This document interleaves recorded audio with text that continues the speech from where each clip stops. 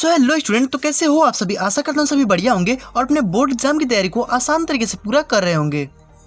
तो स्टूडेंट, आज की ये वीडियो आप लोग के लिए बहुत ही ज़्यादा इंपॉर्टेंट होने वाली है, क्योंकि आज की इस वीडियो में हम देखेंगे श्री कृष्ण का चरित्र चित्रण, और ये आपके बोर्ड एग्जाम में 5 नंबर का पूछता है। तो जो क्लास 10th वाले विद्यार्थी हैं वो इस वीडियो को पूरा देखेगा, क्योंकि तो ये जो खंड काव्य है ये आपको बोर्ड एग्जाम में देखने को मिलने ही वाला है। आपके बोर्ड एग्जाम में कुछ ऐसे क्वेश्चन पूछेगा कि अग्रपूजा खंड काव्य के नायक का चरित्र चित्रण कीजिए, या फिर अग्रपूजा खंड काव्य में प्रमुख पात्र का चरित्र चित्रण कीजिए। तो ऐसे आपको यहाँ पे दिया होगा।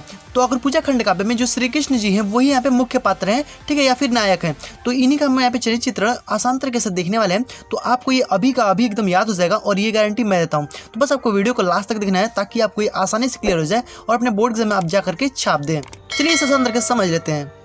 तो चलिए देख लेते हैं कि आपको बोर्ड एग्जाम में लिखना कैसे है। तो देखिए, सबसे पहले आपका जो भी क्वेश्चन पूछा हो, ठीक है, आप यहाँ पे डाल दीजिएगा इस प्रकार से कि प्रश्नोत्तर संख्या 24 या फिर आपको जो भी हो, ठीक है, आप इस प्रकार से लिख दीजिएगा। उसके बाद से आपको यहाँ पे लिखना है श्री कृष्ण का चरित्र चित्रण, मतलब कि आपका नायक का चरित्र चित्रण दिया होगा। तो आप लिखिएगा यहाँ पे श्री कृष्ण का चरित्र चित्रण, ठीक है, क्योंकि यहाँ पे श्री कृष्ण जो है मुख्य पात्र हैं। तो देखिए कैसे लिखना है आपको यहाँ पे। देखिए, पंडित राम बहोरी शुक्ल द्वारा रचित अग्रपूजा खंड काव्य के प्रमुख पात्र नायक श्री कृष्ण है, ठीक है, मतलब कि ये जो प्रमुख पात्र है, ठीक है, वो कौन है, वो हमारे नायक जो है इसमें श्री कृष्ण जी हैं। इतना आपको यहाँ लिख देना है। उसके बाद से यद्यपि महाभारत से संबंधित होने के कारण इस खंड काव्य में पांडव और कौरवों की उपस्थिति अवश्य है, मतलब कि ये तो ये हमारे आपका आ गया कि ये यद्यपि ये महाभारत से संबंधित होने के कारण भी, ठीक है, ये जो खंड काव्य है इसमें पांडव और कौरव की उपस्थिति अवश्य है, परंतु संपूर्ण काव्य का केंद्र बिंदु श्री कृष्ण है। मतलब कि इसमें भले ही यहाँ पे पांडव और कौरव हैं, लेकिन इसमें जो मुख्य पात्र है, मतलब जो केंद्र बिंदु है, वो कौन है, वो श्री कृष्ण जी हैं, ठीक है। उसके बाद से उनके चरित्र को सर्वाधिक प्रभावित करने वाली कुछ विशेषताएं निम्नलिखित हैं। तो देखिए, पहले आपको इतना यहाँ पे लिख देना है, ठीक है, यहाँ पे श्री कृष्ण का चरित्र चित्रण यहाँ पे हेडिंग डाल करके, ठीक है। उसके बाद से देखिए इनके कौन कौन से पात्र हैं, मतलब वो कौन कौन से उनकी प्रभावित करने वाली बातें हैं, उसको यहाँ पे देख लेते हैं, ठीक है। तो इस प्रकार से आपको बोर्ड एग्जाम में लिखना है। देखिए, आपको ऐसे ही हेडिंग डाल के आपको लिखना है, ठीक है। देखिए, तो यहाँ पे सबसे पहले आप लिखेंगे अद्वितीय सौंदर्यशाली एवं आकर्षक, ठीक है, सबसे पहला आपका हेडिंग यही होगा आपके बोर्ड एग्जाम में। ओके, तो देखिए आपको लिखना क्या है इसमें, श्री कृष्ण का सौंदर्य अद्भुत था, ठीक है, मतलब कि भाई श्री कृष्ण बहुत ही अद्भुत है पहले से।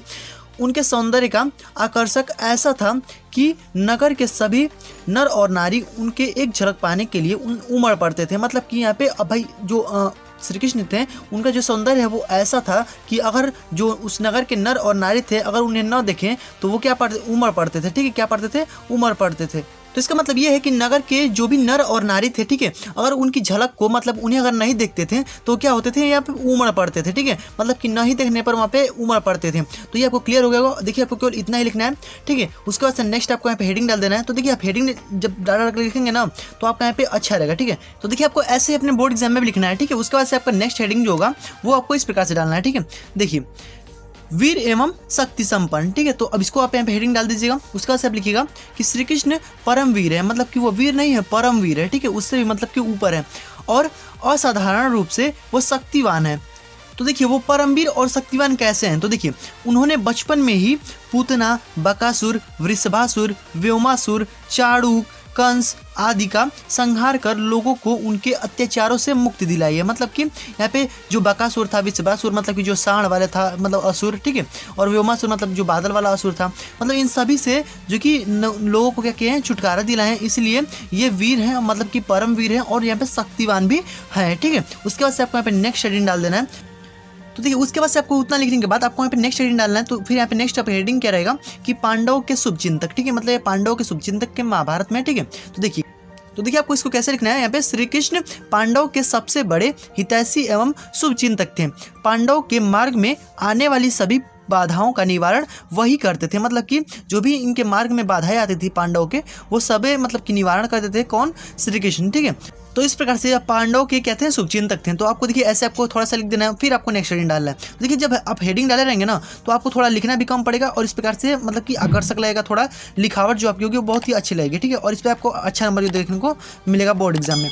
ओके, देखिए अब चौथा आपको हेडिंग डाल देना है विनम्र एवं शिष्टाचारी। तो देखिए, इसमें आपको क्या लिखना है कि श्री कृष्ण जितने ही महान एवं शक्तिशाली थे वे उतने ही विनम्र थे, ठीक है। उनमें अभिमान लेस मात्र भी नहीं था, मतलब कि वो थोड़ा सा अभिमान नहीं करते थे, ठीक है।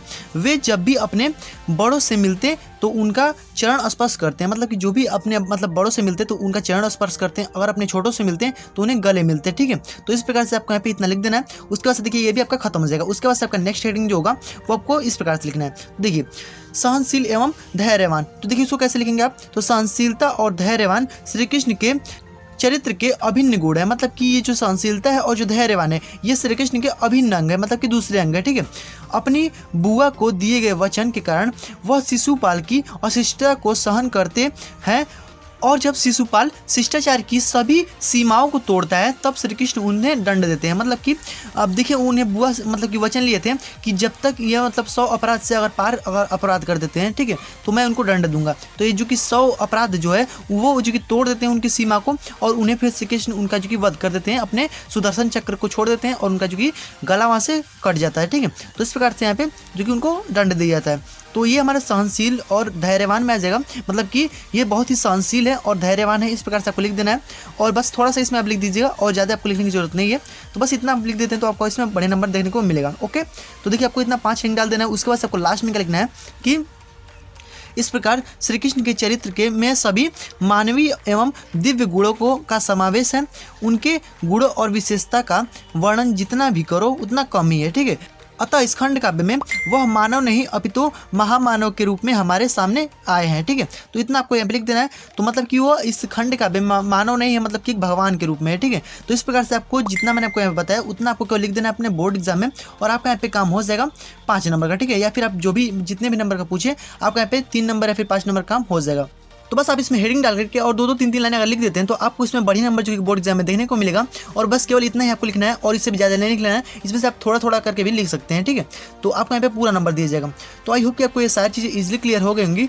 तो अगर आपको ये वीडियो थोड़ा सा पसंद है तो प्लीज़ वीडियो को लाइक कर दीजिएगा, चैनल पर नए हैं सब्सक्राइब भी कर लीजिएगा, और नोटिफिकेशन बेल होगा उसको ऑल पे प्रेस कर दीजिएगा, क्योंकि जब भी हम और भी ऐसे आपके लिए बोर्ड एग्जाम से रिलेटेड वीडियोज़ को अपलोड करेंगे तो नोटिफिकेशन आपका सबसे पहले पहुँच जाए। तो फ्रेंड्स अब मिलते हैं नेक्स्ट वीडियो में, तब तक के लिए गुड बाय, जय हिंद, वंदे मातरम।